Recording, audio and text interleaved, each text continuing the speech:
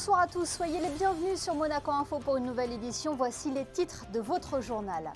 Ils sont considérés comme un moteur pour l'économie monégasque. 6 entreprises ont été récompensées hier lors de la 12e édition des trophées du Club de l'Eco Monaco.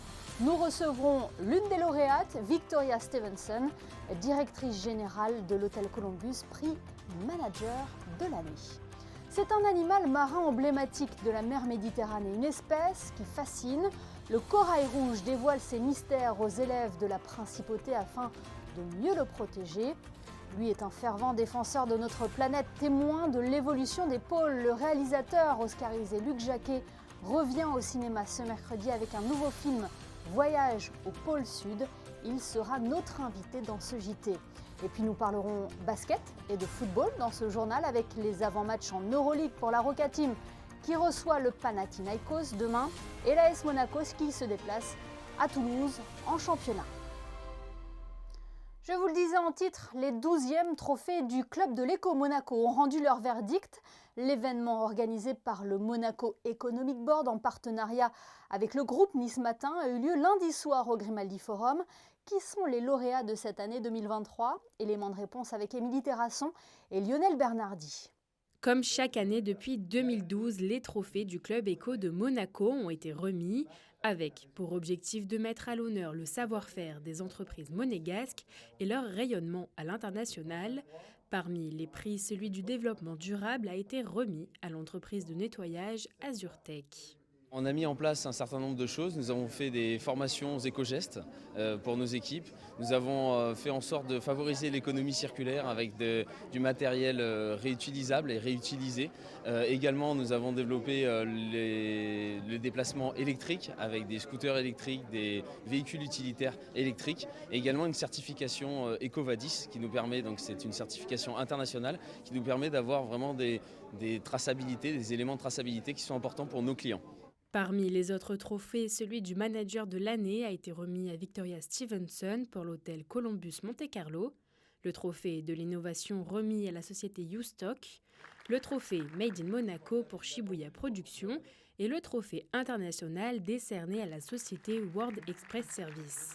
Le principal critère, c'est qu'on réalise des transports internationaux depuis et vers le monde et qu'on est extrêmement présent auprès de toutes les entreprises monégasques que l'on sert au quotidien. On est très fiers surtout d'obtenir un prix à Monaco et encore plus d'avoir ce prix à l'international qui pour nous est très très important puisque effectivement notre activité se déroule beaucoup en Europe mais aussi à l'étranger, au Moyen-Orient, aux États-Unis et en Asie. La soirée s'est terminée avec la remise du prix spécial du jury, remis à Bernard d'Alessandri pour le Yacht Club de Monaco. Et c'est un honneur, c'est une reconnaissance que l'on doit aussi à toute l'équipe qui anime le Yacht Club, qui est nombreuse, à notre président qui est bien sûr nous ouvre la voie et nous dirige dans ces actions-là. C'est aussi la fierté d'appartenir à ce petit groupe de la principauté et de tenir un rôle aussi et d'accompagner l'économie. Le yachting, ça fait partie du tourisme et c'est une industrie à part. Toutes ces entreprises ont pour objectif de poursuivre leur développement dans les prochaines années afin de continuer de faire briller Monaco à l'international. Et son nom a été cité dans ce reportage. Victoria Stevenson a reçu le prix Manager de l'année. Elle est depuis 2018 la directrice générale de l'hôtel Columbus. C'est d'ailleurs la seule femme à être à la tête d'un hôtel dans la principauté de Monaco. Elle est notre invitée ce soir. Bonsoir Victoria Stevenson. Bonsoir. Prix Manager de l'année, que représente ce trophée pour vous ? Ce trophée représente une belle récompense pour moi et mes équipes sur le travail qu'on fait depuis 5 ans maintenant, depuis qu'on a repositionné cet hôtel suite à 2 ans de travaux. Et aujourd'hui, recevoir cette récompense est le fruit de ces efforts. Dans votre intervention hier sur scène lors de la remise de prix, vous avez insisté sur l'importance de conserver l'aspect humain dans une entreprise. C'est sur ça que reposent les bons résultats d'un établissement ? Pour moi, oui. Pour mes équipes aussi. Je pense que c'est ce qui est primordial aujourd'hui. Avec une génération qui arrive, qui est très demandeur aussi de ce côté-là dans leur quotidien.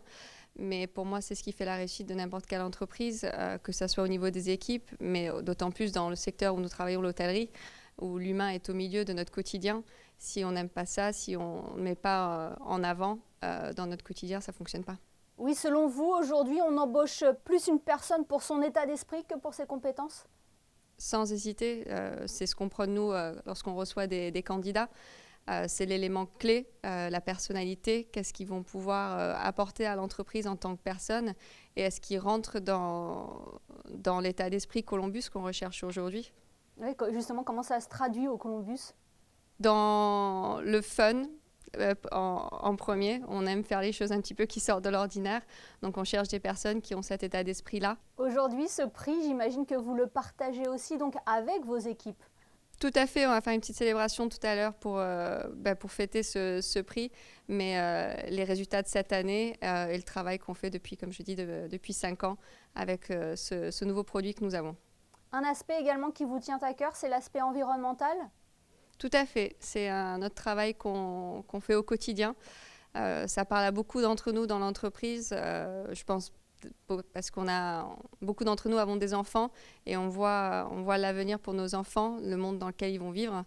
Et ça fait partie de notre responsabilité de prendre soin de la planète. Et dans un secteur comme l'hôtellerie où il y a beaucoup de déchets, on doit regarder cet aspect-là aussi. Et concrètement, qu'est-ce que le Columbus fait en ce sens ? On a pas mal d'actions en cours, donc le restaurant qui a été reconnu restaurant engagé sur Monaco. On travaille avec Mr Goodfish aussi. Ça, c'est sur la partie restauration, mais au niveau des chambres aussi, on a éliminé tout le plastique. On travaille actuellement avec Vapodil où on va mettre en place cet outil de travail pour nos femmes de chambre qui élimine tous les produits pour le ménage, mais aussi réduit la consommation d'eau dans les chambres. On a commencé une collaboration avec Noliju pour nos uniformes qui sont en tissu recyclé. Et pas mal de nouveautés qui vont arriver sur 2024, mais j'en dirai pas plus pour le moment. La dernière nouveauté au Columbus, c'est que l'établissement a passé une nouvelle étape. Elle est devenue une franchise du groupe Hilton. Qu'est-ce que cela change pour votre établissement ? C'est une très bonne nouvelle pour nous. C'est une nouvelle partie de l'histoire du Columbus, cette franchise. Ça permet de mettre le Columbus encore plus sur le devant de la scène mondiale de l'hôtellerie. Et pour nous, c'est d'autant plus une récompense que Hilton a voulu collaborer avec nous. Et clairement, c'est une reconnaissance de tout ce qu'on fait depuis des années pour qui nous choisissent aussi comme établissement sur la principauté. Et aujourd'hui, comment définir l'apport du Columbus à l'hôtellerie monégasque ? Je pense que c'est le petit bijou qu'on oublie de temps en temps, qui est situé dans un écrin de verdure assez magique, un petit peu loin de tout le glitz and glam, comme on dit en anglais.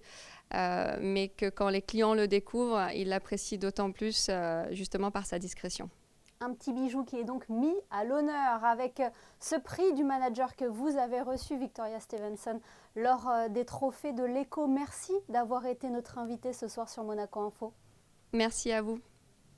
Intéressons-nous à présent à cette campagne de sensibilisation que mène le Centre scientifique de Monaco depuis la rentrée scolaire, une campagne sur le corail rouge.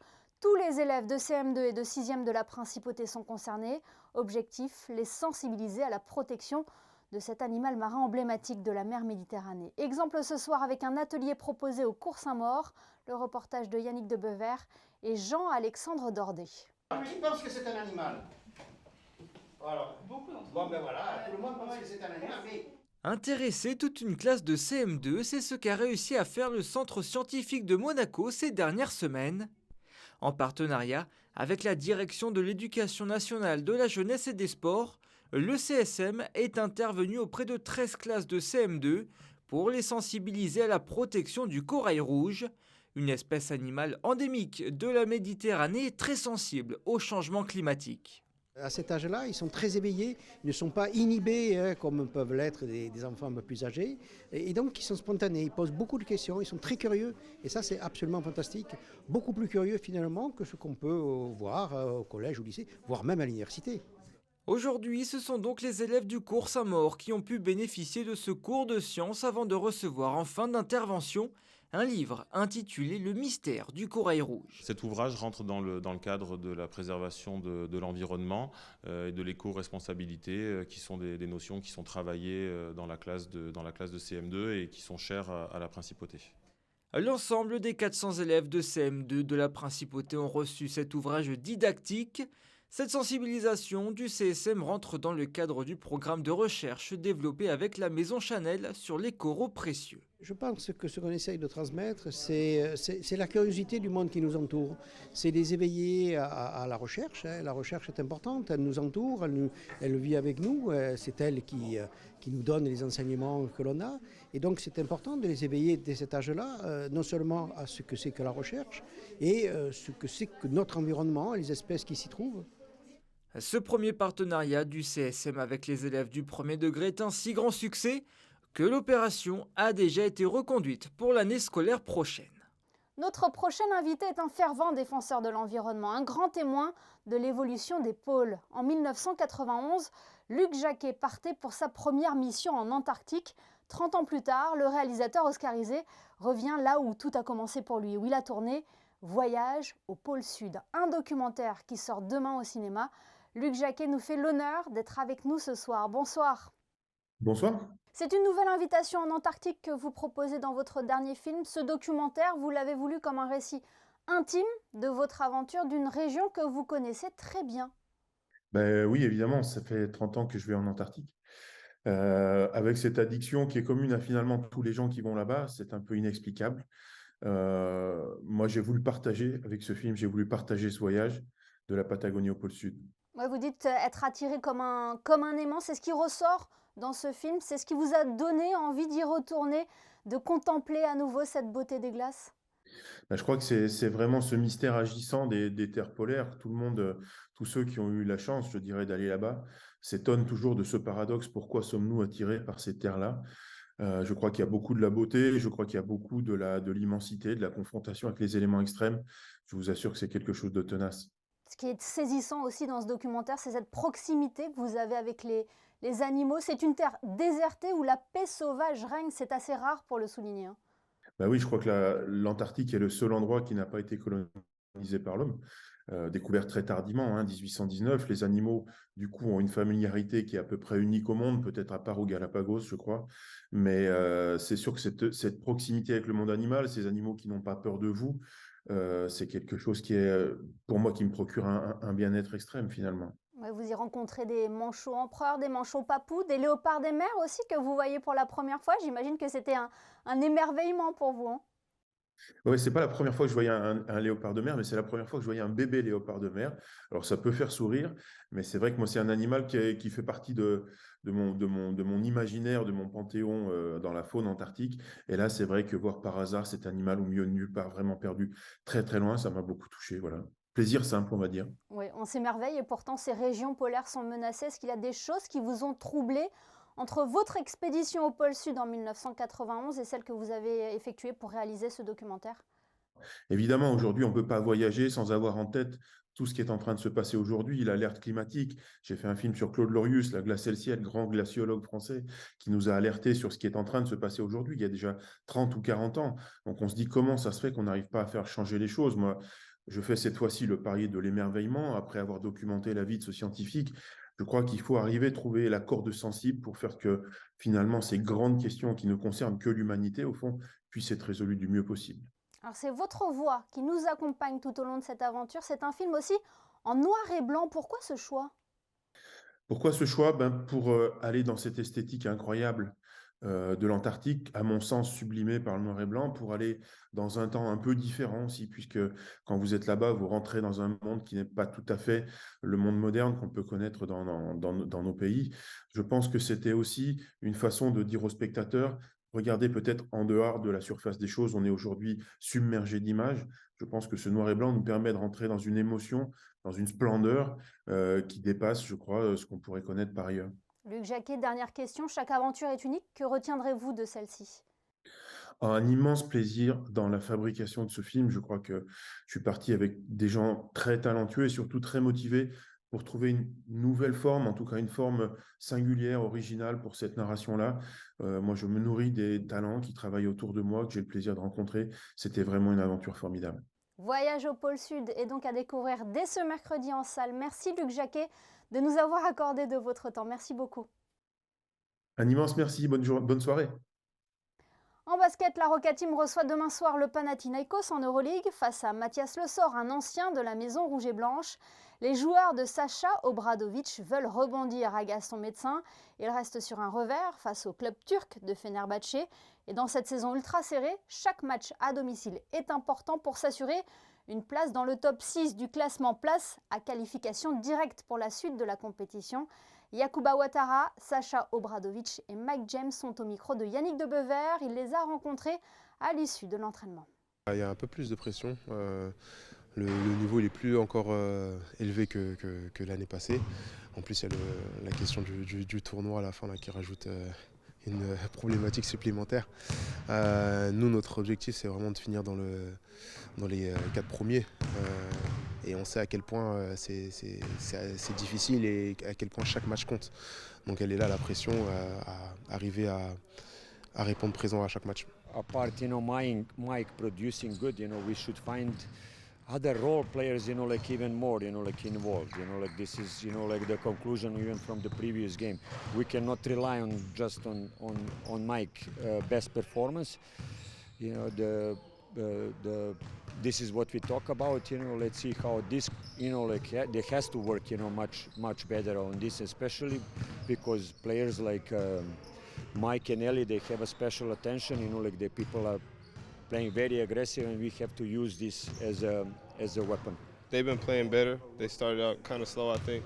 I think they had some injuries, and I think Dino getting back to shape, and obviously Costa's playing well. So, and getting Kendrick Nunn in probably helped. So, I think they're starting to rise to form and how they want to play. So, obviously, we've been playing pretty good all year. So, just expect a pretty good game, and hopefully we can win. Et Monaco-Panathinaikos, c'est ce mercredi à 19h à la salle Gaston Médecin. On vient d'entendre Mike James sur cette rencontre. Il était également à l'affiche d'une tombola organisée par et au profit de Fightheads Monaco. Cette photo grand format de Manuel Vitali est dédicacée par le joueur de la Roca Team figuré parmi les lots. Le tirage au sort pour désigner le grand gagnant a eu lieu hier. Il sera récompensé demain lors du match. Sachez qu'une autre photo grand format de Jordan Lloyd, cette fois-ci, et également dédicacée, sera également proposée à la prochaine tombola de Fightheads Monaco. Là encore, les fonds récoltés serviront à soutenir les actions de l'association présidée par la princesse Stéphanie et qui lutte contre le VIH-Sida. En football, le virage de la mi-saison approche pour l'AS Monaco. Les Monégasques se déplacent à Toulouse mercredi pour le compte de la 17e journée de Ligue 1. Un match qu'il faut absolument gagner pour conserver sa place sur le podium, d'autant plus que la rencontre perdue face à Lyon vendredi dernier a laissé un goût amer à Adi Hutter et ses hommes. Je vous propose d'écouter des extraits de la conférence de presse d'avant-match. I think we are guilty that we are in this situation because we were really unsatisfied after the game against Lyon. For me, it's an unnecessary defeat because when you see the whole game, the entire game, I think we deserve to win this game. And this makes me a little bit angry because we could be on the second place. Because for me, we deserved only two defeats. It was in Paris and in Lille. But the defeats against Nice and Lyon at home, it was really, really hard for us. But we are guilty for that because we had many chances to score and we didn't do it. So, but this is the last game, a very important game for us in Toulouse. So we have to do everything to win this last game in this first half season. Of course, the frustration was big after the game against Lyon. Yeah.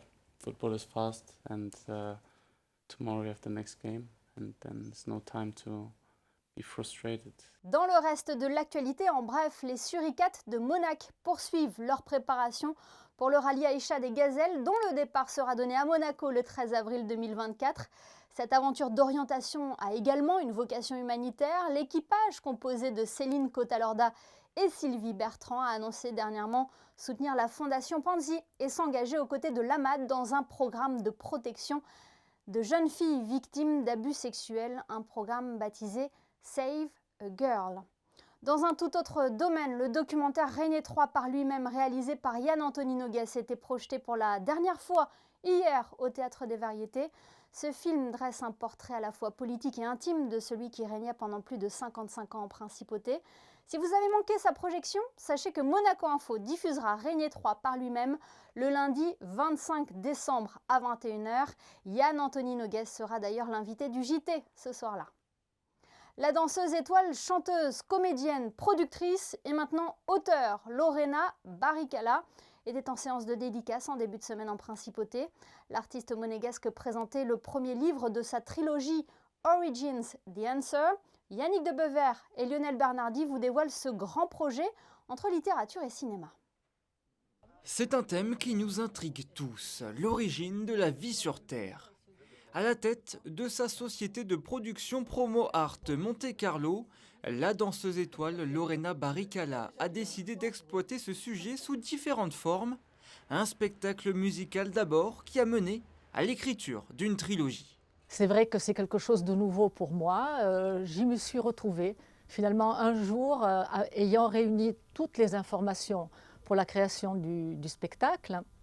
J'avais tellement d'idées en tête que je me suis réveillée, je me suis dit mais il faut que je mette ça dans un livre, dans une grande trilogie. J'ai commencé à écrire, ça m'a pris quelques années, 5000 pages de recherche, donc ça n'a pas été une mince affaire parce que c'est une œuvre qui réunit vraiment beaucoup d'éléments, mais ça m'a passionnée et j'espère que ça passionnera aussi les lecteurs.